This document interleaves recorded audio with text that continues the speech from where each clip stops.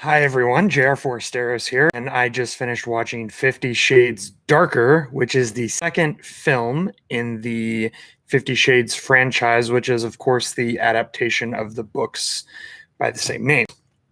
I had not read any of the books.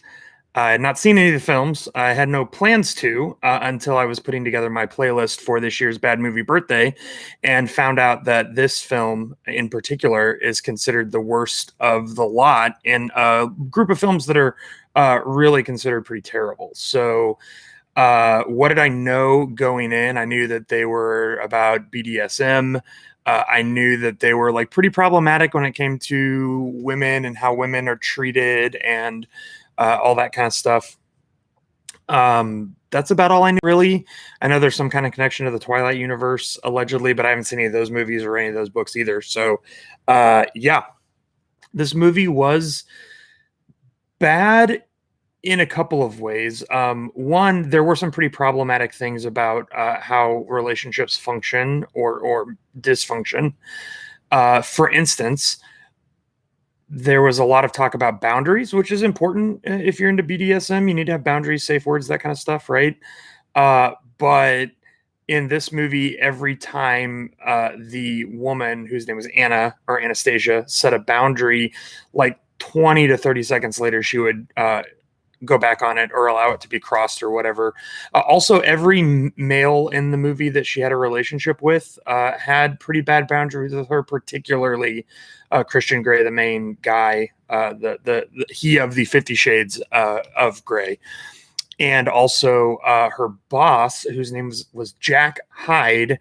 I assume because he was supposed to be a Jekyll and Hyde sort of character. Really, he was pretty creepy and obviously going to Me Too her from the start, which he did. And she stood up for herself, kicked him or kneed him in the groin and then escaped and then took his job. So good for her, I guess.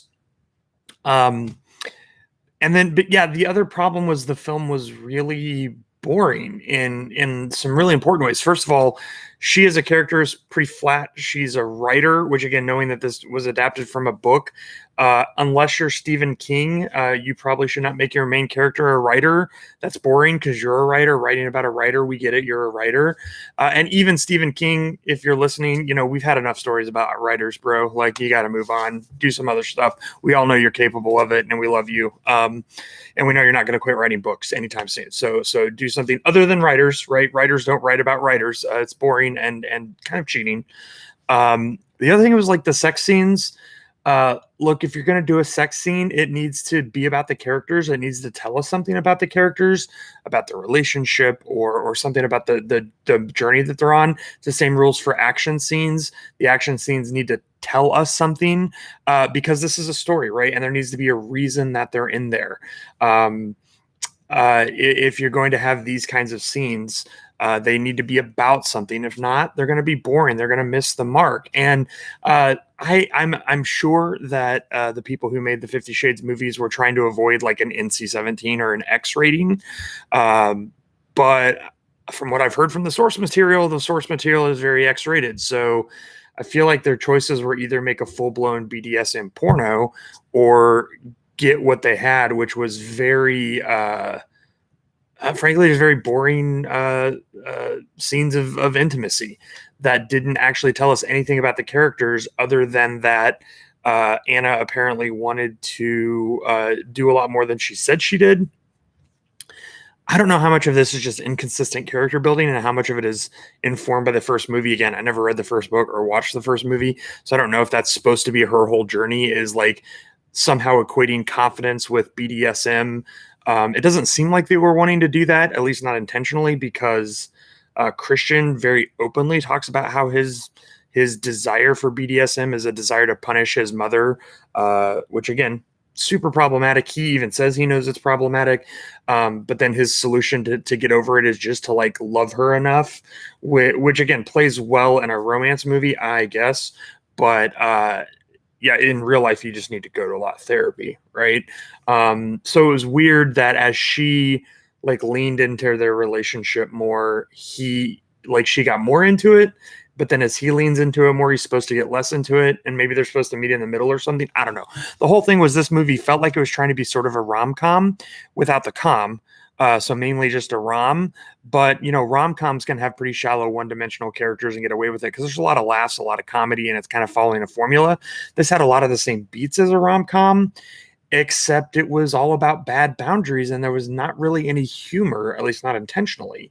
I think the whole movie took place over the course of maybe a month, and they go from being broken up and not on speaking terms to engaged, which is bad boundaries, bad boundaries, bad boundaries. So, yeah, I think this would be called Bad Boundaries, the movie. It has a bad message. It has a confusing mixed message about romance and intimacy. And it's also super boring, as a couple of people pointed out in my live comments. So, yeah, I almost fell asleep in this movie. I might go take a nap now. This one was bad. So thanks everyone for donating and making me have to watch it. What's next for Bad Movie Birthday? Well, it looks like the donor's choice pick is going to be from Justin to Kelly, the American Idol movie. So I'll be watching that next.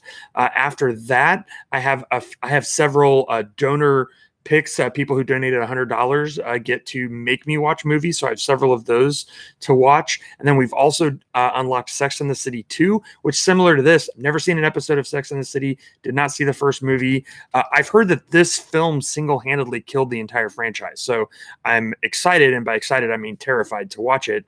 And then God's Not Dead 3, which is about liberals burning down a white church. So fantasy film, obviously. As of recording this right now, we're only $45 away from a second Donor's Choice movie, and we're well on our way to unlocking some more truly terrible options to finish this out. So thank you so much to everyone who's already donated. I hope you enjoyed me suffering through 50 Shades Darker, and we'll be back soon with From Justin to Kelly, the American Idol movie.